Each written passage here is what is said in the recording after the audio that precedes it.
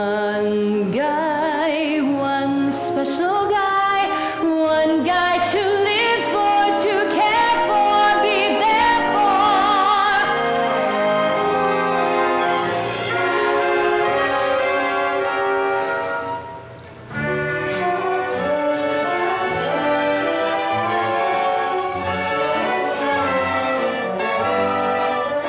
Daddy, I wish you'd hurry. I want to have all this mess cleared away before Conrad comes down. This mess, as you call it, Kim, happens to be my breakfast, and I intend on enjoying it. Your father has every right to enjoy his eggs, Kim, but I'm sure he won't mind if we quietly start clearing away some of the other things.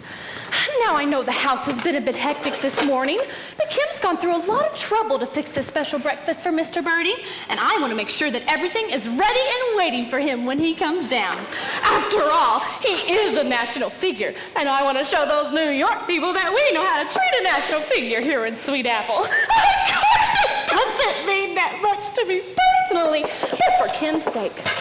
There we are, all done. Did you enjoy it, dear? Good. Now if you'll just hurry along. Doris, I am not budging from this room until I get my coffee, smoke a cigarette, and read my paper. Oh, I'm sorry, dear. I didn't have time to fix your coffee this morning. How about a nice warm 7-Up? Morning, Paul. Here's your paper. Hope you don't mind, but I cut out a few stories about Conrad.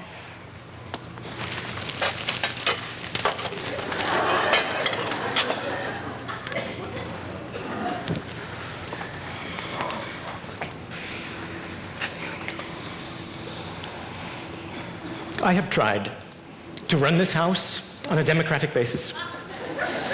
I have extended the privilege of self-determination both to the woman I have married and the children I have sired.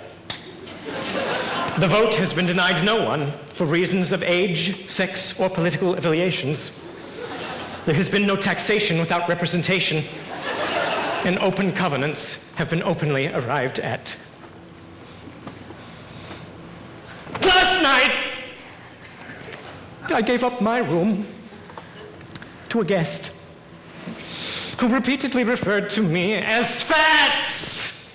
Telephone calls were made on my phone to New York, Chicago, Fairbanks, Alaska, and Hong Kong. I slept in a camp cot with my feet in the fireplace and my head in an ashtray.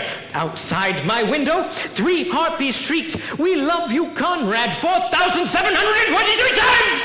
I have just lost 2 fried eggs.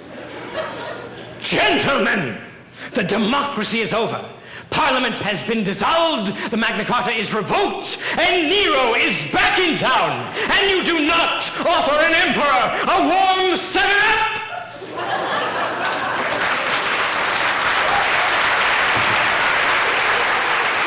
Oh, Mr. McAfee, I hope you don't mind keeping off the phone for a few minutes. So we're expecting a long-distance call from New York. Perfectly all right. I'll go out and burn Rome. Mother, what's wrong? Oh, nothing, dear. Your father's just excited about Conrad's being here, that's all. He's coming! He's coming! He's coming! I'll get the egg for you. Come here! No! He's coming!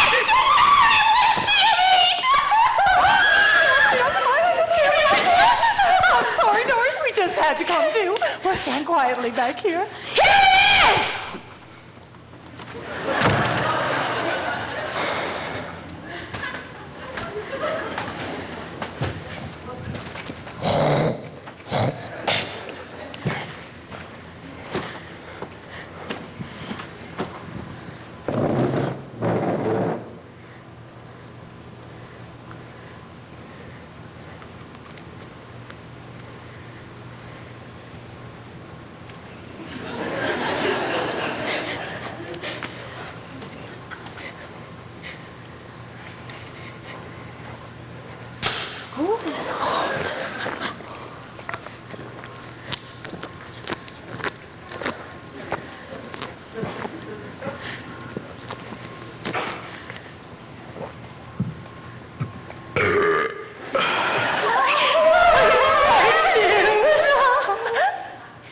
Call me for lunch.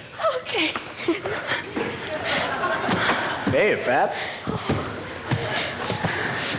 Look here, Doris, about that boy. Oh, please, Harry. He's just shy. Well, if you ask me, After all, Kim is only 15 and I don't want... Please, Daddy, not in front of everybody. Ursula, we better go. I don't care who is here. No ill-mannered No, dog. Paul! You shut up. Now, Harry, you have no right to say that. This boy's our This dad. is my house, and until you're 18, Daddy, I said shut up until you are 18. Daddy! Will you leave me alone? Mr. and Mrs. McAfee, Kim Randolph, is this the way you want 75 million Americans to see you? What are you talking about? You're all going to be on television with Conrad. On television? I just got the confirmation from New York from Ed Sullivan himself. You mean we're going to be on the Sullivan Show? The Ed Sullivan Show? That's right. They're going to cut the sweet apple at 8:05 Sunday night, and you're all going to be on. That's why I beg of you to put aside all petty differences. To that great audience out there, you're an American dream come true. And for the sake of the free world, Mr. McAfee, don't destroy that dream. Me on the Ed Sullivan Show. Ed Sullivan. Me, Harry McAfee, appearing with Ed Sullivan.